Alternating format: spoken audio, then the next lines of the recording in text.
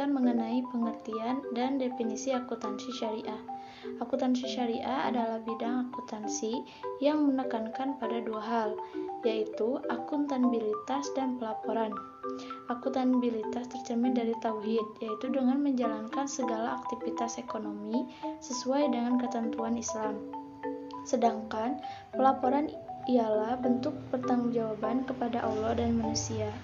Adapun definisi bebas dari syariah adalah aturan yang telah ditetapkan oleh Allah Subhanahu wa taala untuk dipatuhi oleh manusia dalam menjalani segala aktivitas hidupnya di dunia. Jadi, akuntansi syariah dapat diartikan sebagai proses akuntansi atas transaksi-transaksi yang sesuai dengan aturan yang telah ditetapkan oleh Allah Subhanahu wa taala. Saya Epilis Dayanti. Di sini saya akan menjelaskan tentang hukum akuntansi syariah. Dasar hukum akuntansi syariah bersumber dari Al-Quran, Sunnah Nabawiyah, ijma atau kesepakatan para ulama, kias, persamaan peristiwa tertentu, dan urf adat kebiasaan yang tidak bertentangan dengan syariat Islam.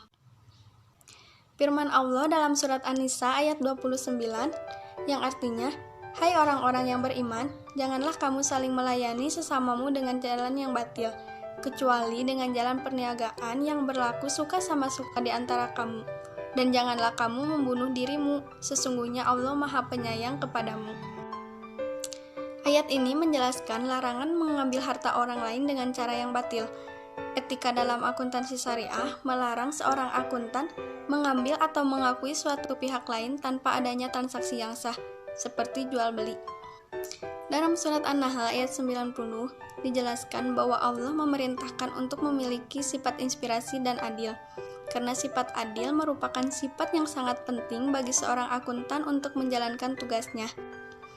Saya Wada Eliana di sini akan memaparkan sedikit tentang perbedaan antara akuntansi syariah dan konvensional. Perbedaan utama antara akuntansi syariah dan akuntansi konvensional adalah bagaimana informasi dibagikan. Akuntansi syariah menyediakan semua informasi dengan jelas kepada prospek, informasi yang baik maupun yang buruk. Sedangkan dalam penyajian informasi akuntansi konvensional yang diberikan hanya informasi pilihan saja. Perbedaan lainnya adalah aktiva dalam konsep akuntansi konvensional terbagi menjadi dua bagian, yaitu modal tetap dan modal yang beredar. Sedangkan di dalam konsep Islam, barang-barang pokok dibagi menjadi harta berupa uang cash dan harta berupa barang stok. Selanjutnya, barang dibagi menjadi barang milik dan barang dagang. Dalam konsep syariah, mata uang seperti emas, perak, dan barang lainnya yang sama kedudukannya bukanlah tujuan dari segalanya, melainkan hanya sebagai perantara untuk pengukuran penentuan nilai atau harga atau sebagai sumber harga atau nilai. Konsep konvensional mempraktikkan teori pencadangan dan ketelitian dari menanggung semua kerugian dalam perhitungan, serta menyampingkan laba yang bersifat mungkin. Sedangkan konsep syariah sangat memperhatikan hal itu dengan cara penentuan nilai atau harga dengan berdasarkan nilai tukar yang berlaku serta membentuk cadangan untuk kemungkinan bahaya dan resiko. Konsep konvensional menerapkan prinsip laba universal mencakup laba dagang, modal pokok, transaksi, dan juga uang dari sumber yang haram. Sedangkan dalam konsep syariah dibedakan antara laba dari aktivitas pokok dan laba yang berasal dari kapital. Modal pokok yang berasal dari transaksi juga wajib menjelaskan pendapat dari sumber yang haram, jika ada, dan berusaha menghindari serta menyalurkan pada tempat-tempat yang telah ditentukan oleh para ulama. Laba dari sumber yang haram tidak boleh dibagi untuk mitra usaha atau dicampurkan pada pokok modal.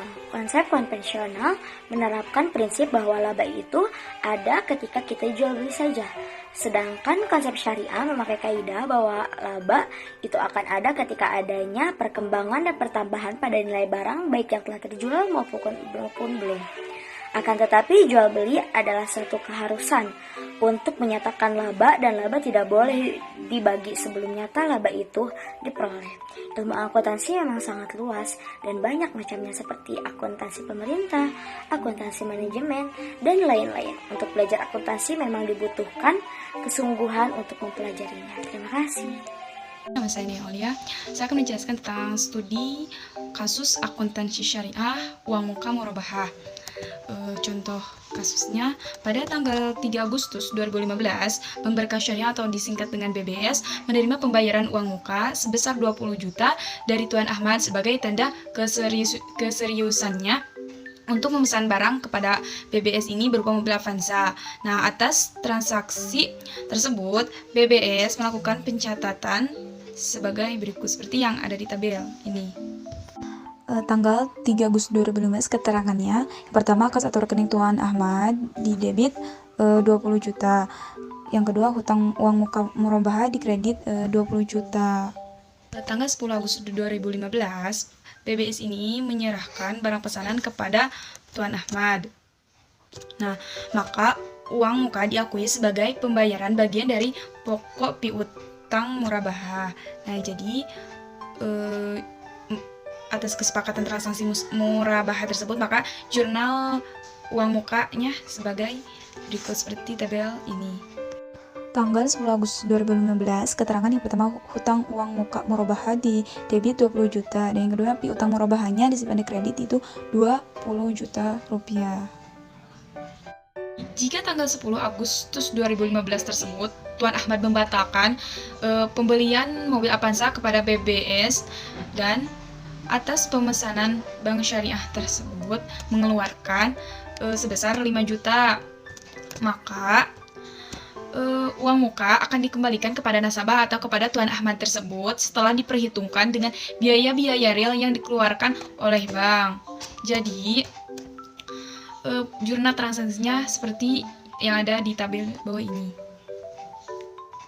Tanggal 10 Agustus 2015, keterangan yang pertama hutang uang muka murabahah di debit Rp 20 juta, yang kedua kerugian pemesanan murabahah di kredit Rp 5 juta, kemudian kas atau rekening Tuan Ahmad di kredit 15 juta.